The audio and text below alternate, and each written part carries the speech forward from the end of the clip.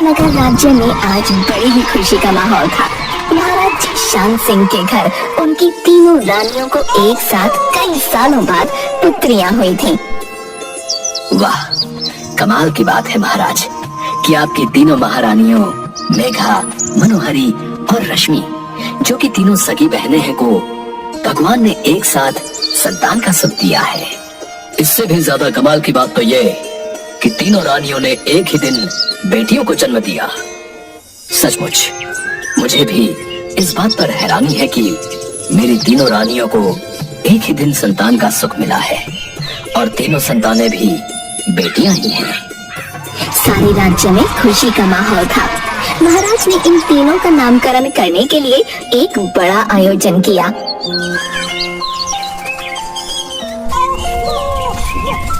राज पुरोहित जी, इनकी कुंडली के अनुसार मेरी तीनों राजकुमारियों के नाम रखने की प्रक्रिया शुरू करें। तीनों राजकुमारियां बहुत खूबसूरत हैं पुरोहित जी, इनके नाम भी इनके अनुसार ही होने चाहिए। महारानी मेघा, आपकी बेटी देवी रति के समान है, इसका नाम होगा सौंदर्या।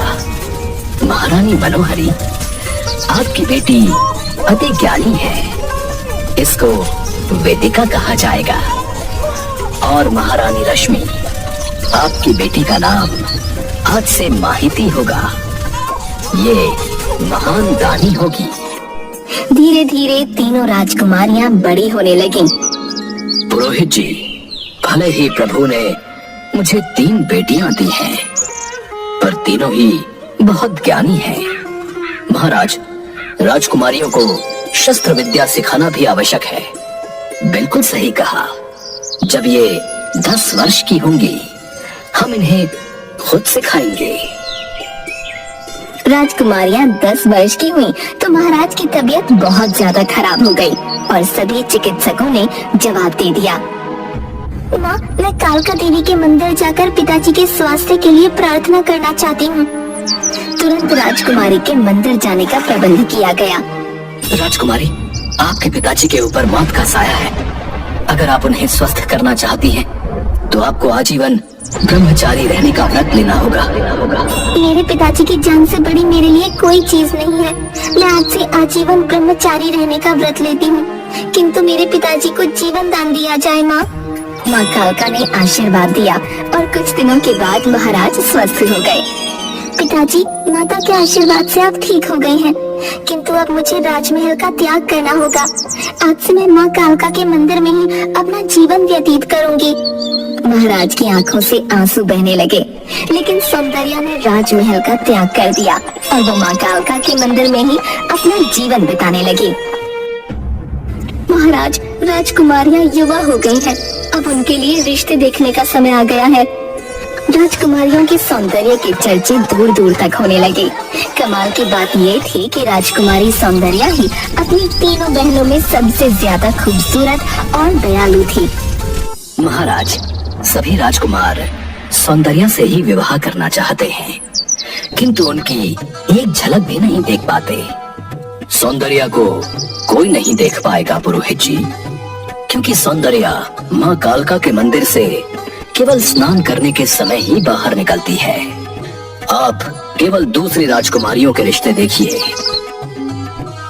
एक बार जब सौंदर्या स्नान करने मंदिर के पास बने झरने पर गई, तो वहाँ वन राजकुमार आयुष्मान भी शिकार के लिए आए थे।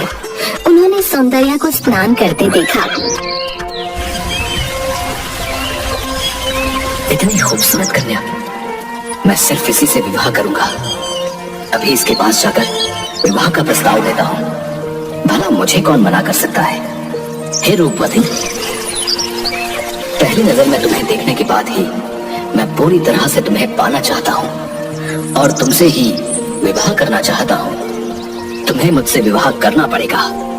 उसे अकेली लड़की समझकर साम दाम दंड भेद हर तरह से सौंदर्या पर विवाह करने के लिए दबाव डालने लगे, लेकिन सौंदर्या ने उन्हें साफ बताया, इसमें कोई शक नहीं कि आप बहुत ही खूबसूरत पुरुष हैं, किंतु राजकुमार, मैं ब्रह्मचारी हूँ और किसी से विवाह नहीं कर सकती। ये सुनकर आयुष्मान को सौंदर्या पर बड़ा ही क्रोध आया और वे उसे बहुत ही घमंडी समझने लगे। तुम्हें अपने रूप पर बहुत घमंड है। तुम्हारे इस घमंड को एक दिन मैं जरूर ठीक करूंगा। मुझे तुम जैसी घमंडी लड़की से कोई वास्ता नहीं रखना। राजकुमार की बातें सुनकर सौंदर्या की आंखों में आंसू आ गए, किंतु अपनी मजबूरी वो जानती थी, इसलिए चुपचाप मंदिर वापस चली आई। राजकुमार आयुष्मान को सौंदर्या की बात बहुत बुरी लगी थी और उन्होंने ठान लिया कि वो सौंदर्या की दूसरी बहन से शादी करेंगे। उन्होंने शादी का प्रस्ताव वेदिका के लिए भिजवा दिया। वेदिका बहुत ज्ञानी होने के कारण एक जादूगरनी बन गई थी और माँ कालका के सामने तरह तरह के अनुष्ठान करने के लिए कालका मंदिर में जाया करती थी। बेटी वेदिका, तुम बहुत ज्ञानी हो। तुम्हारे लिए एक महाज्ञानी राजकुमार का प्रस्ताव आया है। राजकुमार आयुष्मान के प्रस्ताव के लिए क्या तुम राजी हो? हाँ पिताजी, आप जैसा चाहेंगे वैसा ही होगा। मुझे आपकी इच्छा पूर्ति करने में कोई भी परेशानी नहीं है। मैं कालका मंदिर में जाकर अनुष्ठान भी कर लेती हूँ और सौंदर्या दीदी को भी इस बात की सूचना देती हूँ। वेदिका अनुष्ठान करने के लिए कालका मंदिर गई और वहाँ पर सौंदर्या को देखकर बोली, सौंदर्या, मेरा विवाह बनदेव के बेटे आयुष्मान के साथ तय हो गया है और जल्दी ही आयुष्मान कालका माँ के मंदिर में पूजा के लिए आने वाला है। वेदिका की बात सुनकर सौंदर्या ने उसे उस घटना के बारे में बताने की कोशिश की, लेकिन वो वेदिका को दुखी नहीं करना चाहती थी, इसलिए वो बिना कुछ बोले चुपचाप पूजा में लग गई।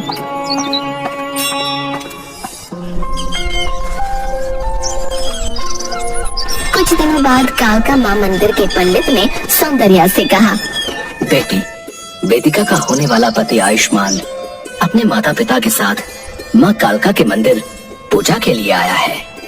पूजा करवाने में मेरी सहायता करो। पूजा के दौरान ही आयुष्मान की नजर सौंदर्या पर पड़ी। उसे देखते ही वो फिर उससे विवाह करने के लिए अपने माता पिता पर जोर डालने लगा। एक दासी ने इस बात की खबर वेदिका को दे दी। वेदिका को सौंदर्या से जलन होने लगी और उसने सौंदर्या को वहाँ से चले जाने को कहा। वो बोली, सौंदर्या, अगर तुम सचमुच ब्रह्मचर्य ले चुकी हो और तुम्हें विवाह जैसे संबंध से कोई मतलब नहीं, तो तुम यहाँ से हमेशा के लिए चली जाओ, क्योंकि मैं राजकुमार से प्यार करती हूँ और उससे विवाह करना चाहती हूँ। सौंदर्या बिना कुछ बोले चुपचाप मंदिर से चली गई और राज्य के बाहर बनी एक गुफा में शांति से अपना जीवन बिताने लगी। लेकिन उसकी सुंदरता से प्रभावित आयुष्मान ने उसका पता लगा लिया। तुम क्या समझती हो? इस गुफा में छुपकर तुम मुझसे बच सकती हो? मैं तुमसे प्रेम करता हूँ। तुम मेरी हो। दुनिया की कोई शक्ति तुम्हें मुझसे छीन नहीं सकती। राजकुमार, तुम्हारा विवाह मेरी बहन के साथ तय हुआ है। दूसरी बात, मैं ब्रह्मचर्य ले चुकी हूँ। मैं विवाह जैसी चीज के बारे में सोच भी नहीं सकती। तुम मुझे छोड़ दो। गुफा में रखी सिंदूर की डिब्बी से सिंदूर निकालकर तुरंत सौंदर्या की मांग में लगा दिया और उसका जबरदस्ती अपहरण कर लिया और जबरदस्ती उसे अपनी पत्नी बनाकर उसके साथ रहने लगा। महाराज ने आयुष्मान के पास वेदिका से विवाह की बारात लाने के लिए जब खबर पहुंचाई, तो राजकुमार ने संदेश वाहक को सूचना दी। मेरा विवाह सौंदर्या के साथ हो चुका है। वेदिका से कहो वो अपने लिए कोई दूसरा राजकुमार तलाश ले। जब ये सूचना वेदिका को मिली तो वो क्रोध से पागल हो गई। उसने राजकुमार को सूचना भेजी। राजकुमारी वेदिका ने पूरे सम्मान के साथ राजकुमारी सौंदर्य को उनके मायके में बुलावा भेजा है। वो उनका पूरा सम्मान करना चाहती है। संदेश वाहक की बात पर भरोसा करके राजकुमार ने सौंदर्या को उसके मायके भेज दिया।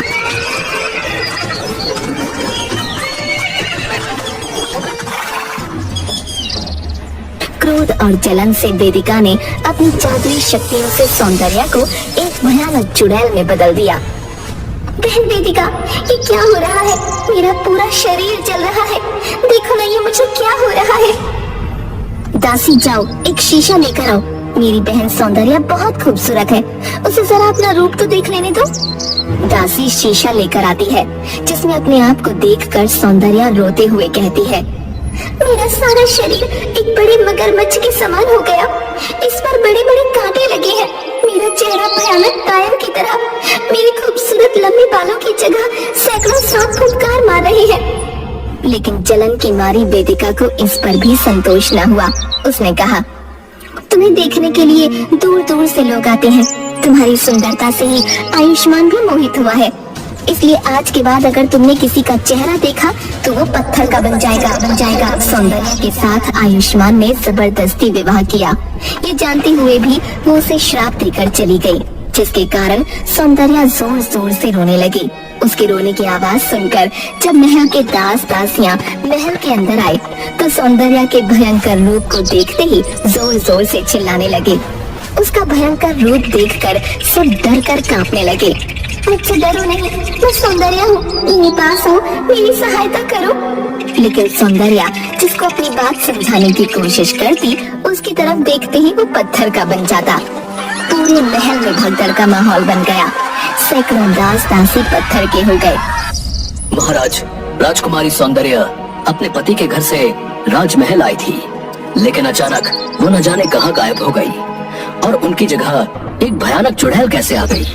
इस चुड़ैल को सैनिकों द्वारा रस्सियों से जकड़वा कर जंगल में छुड़वा दो, वरना राजमहल में कोई भी बचेगा नहीं।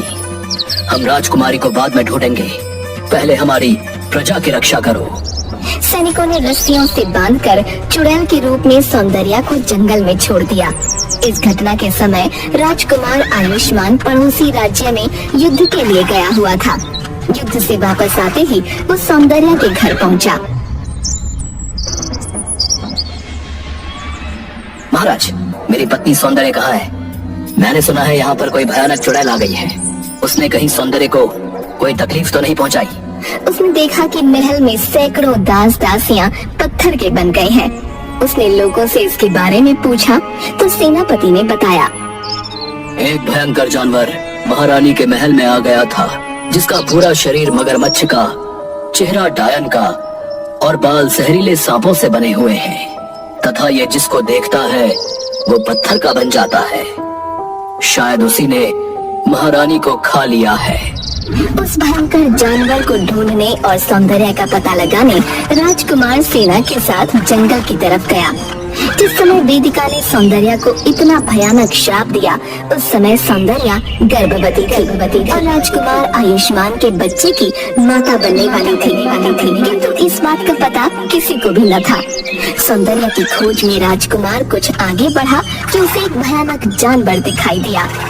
महाराज देखिए, ये तो बड़ा ही अद्भुत जानवर है, जिसका पूरा शरीर कांटों से भरा हुआ है, मगरमच्छ के समान, और चेहरा भयानक चुड़ैल जैसा है। सर से बालों की जगह भयानक सांप लटके हुए हैं। इस भयानक जानवर के मुंह से बड़ी ही डरावनी और खूंखार आवाज निकल रही थी, जिसे सुनकर राजकुमार का घोड़ा डर गया और इतने जोर से कूदा कि राजकुमार जमीन पर गिर गया। जमीन पर गिरते ही आयुष्मान की नजर उस भयानक चुड़ैल जैसे जानवर के पैरों पर पड़ी। ये पायल तो मेरी पत्नी सौंदर्य की है। मैंने खुद अपने हाथों से उसके पैरों में इसे पहनाया था। लगता है इसी जानवर ने मेरी पत्नी को खाया है। मैं इसे किसी तरह भी जीवित नहीं छोड़ूंगा। राजकुमार ने अपने तीरों से उस जानवर पर वार करना शुरू कर दिया, पर हैरानी की बात थी कि वो जानवर आयुष्मान की तरफ पीठ करके खड़ा हो गया। पत्थर जैसी पीठ पर किसी भी तीर या तलवार का असर नहीं हो रहा था, और अगर सैनिक उसके सामने जाकर उस पर वार करने की कोशिश करते तो वो उसकी नजर पड़ते ही पत्थर के बन जाते। आखिरकार आयुष्मान वापस आ गया। उसने सौंदर्या के न मिलने की बात उसके पिता विशाल सिंह को पहुंचा दी। सौंदर्या की दूसरी बहन माहिती को जब इस बात का पता चला तो वो बड़ी दुखी हुई और उसे शक होने लगा। पिताजी, मैं नहीं मानती कि सौंदर्या दीदी किसी को नुकसान पहुंचाएंगी। हो न हो इसमें जरूर वेदिका का हाथ होगा, क्योंकि वेदिका का विवाह आयुष्मान से होने वाला था और आयुष्मान के सौंदर्या से विवाह करने के कारण वेदिका सौंदर्या से नाराज थी। माहिती भी माँ कालका की भक्त थी। वो तुरंत माँ के मंदिर में गई। वहाँ से माँ की भभूति लेकर सौंदर्या की खोज में जंगल की ओर चल पड़ी।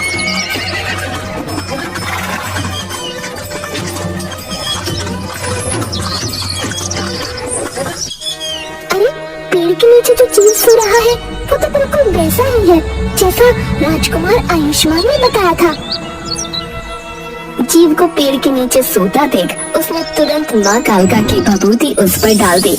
भभूति पड़ते ही वो जीव सौंदर्या में बदल गया और सौंदर्या अपनी बहन को सामने देखकर उसके गले लगकर रोने लगी और उसे सारी घटना बताई। फिर बोली, प्यारी बहन माहिती, यहाँ से जल्दी चली जाओ क्योंकि भभूति का असर खत्म होने वाला है। यदि मेरी नजर तुम्हारे ऊपर पड़ी तो तुम भी पत्थर की बन जाओगी। मैं तुम्हें एक ही बात बताना चाहती हूँ कि मैं गर्भवती हूँ और आयुष्मान के बच्चे की माँ बनने वाली मैं अपने बच्चे की रक्षा करना चाहती हूँ जो एक ही तरीके से हो सकती है। यदि आयुष्मान मेरा गला काटकर उसे माँ कालका के मंदिर में हवन कुंड में डाल दे तो मेरी मृत्यु हो जाएगी, वरना बच्चे को जन्म देने के बाद जब मेरी दृष्टि उस पर पड़ेगी तो वो भी पत्थर का बन जाएगा। लेकिन ये बड़ा मुश्किल काम है क्योंकि इस भभूति का असर हटते ही मैं वापस भयानक चुड़ैल बन जाऊंगी और आयुष्मान को पहचान न पाऊंगी। हो सकता है कि मैं उसे मार दूं। सौंदर्या, तुम डरो नहीं, मैं आयुष्मान के सर पर माँ कालका का लाल कपड़ा बांध दूंगी। उसे देखकर तुम उसे पहचान जाओगी। जब वो तुम्हें मारने आए तो तुम अपनी आँखों को बंद कर लेना ताकि तुम्हारी नजर पड़ने से वो पत्थर का न बने। बाकी बातें मैं उसे समझा दूंगी। माहिती ने आयुष्मान को सारी बातें बताई, जिसे सुनकर आयुष्मान बड़ा ही दुखी हुआ, लेकिन कोई दूसरा चारा न था। इसलिए सौंदर्या को मारकर अपने बच्चे की रक्षा करने के लिए वो तैयार हो गया। दूसरे दिन सुबह ही माहिती ने उसके सर पर माँ कालका का लाल कपड़ा बांध दिया। जब वो जंगल पहुँचा तो जानवर के रूप में सौंदर्या जोर जोर से चिल्ला रही थी, चले जाओ यहाँ से, चले जाओ। मेरी दृष्टि जिस पर भी पड़ेगी वो हर व्यक्ति पत्थर का बन जाएगा। देखो, मैंने सभी को पत्थर का बना दिया है। अगर जिंदा रहना चाहते हो तो चले जाओ यहाँ से। उसके सर के बाल भी सांप के रूप में जोर जोर से फुंकार रहे थे। उसका भयानक रूप देखकर आयुष्मान की सेना डर से कांपने लगी। दूर से लाल रंग के कपड़े को देखकर सौंदर्या समझ गई कि ये आयुष्मान है। उसने अपनी आंखों को अपने हाथों से बंद कर लिया। आइए राजकुमार, अब देर मत करिए, मेरा गला काटकर हमारे बच्चे की रक्षा करिए। मैं ज्यादा देर तक अपने ऊपर नियंत्रण न रख पाऊंगी। आयुष्मान ने उसके मगरमच्छ जैसे शरीर पर लगे कांटों पर सीढ़ी की तरह पैर रखते हुए ऊपर चढ़कर उसके सर को काट दिया। सर कटने की पीड़ा से सौंदर्या की आंखें खुल गईं। उसकी नजर आयुष्मान पर पड़ गई और आयुष्मान पत्थर का बन गया। आयुष्मान के सैनिकों द्वारा सौंदर्या के सर को जमीन में दबा दिया गया। जमीन के अंदर से आवाज आई, लो मेरे बच्चे को संभालो, इसके स्पर्श से सभी पत्थर के बने लोग वापस इंसान बन जाएंगे। मेरे बच्चे का ध्यान रखना राजकुमार, ये हमारे प्यार की निशानी है। सौंदर्या के धड़ में एक जोर का धमाका हुआ और उसके अंदर से एक छोटा सा बच्चा बाहर निकला। सेना के साथ माहिती भी वहाँ पहुँची थी। उसने तुरंत उस बच्चे को गोद में उठा लिया और पत्थर बने आयुष्मान की गोद में रख दिया। बच्चे का स्पर्श होते ही आयुष्मान वापस इंसान बन गया। इस तरह सौंदर्या के बच्चे के स्पर्श से भयानक चुड़ैल बनी सौंदर्या की नजर से पत्थर बने सभी लोगों को इंसान बना दिया गया और सब बच्चे को लेकर वापस राजमहल आ गए। राजकुमार आयुष्मान ने माहिती से विवाह किया और सब खुशी खुशी रहने लगे।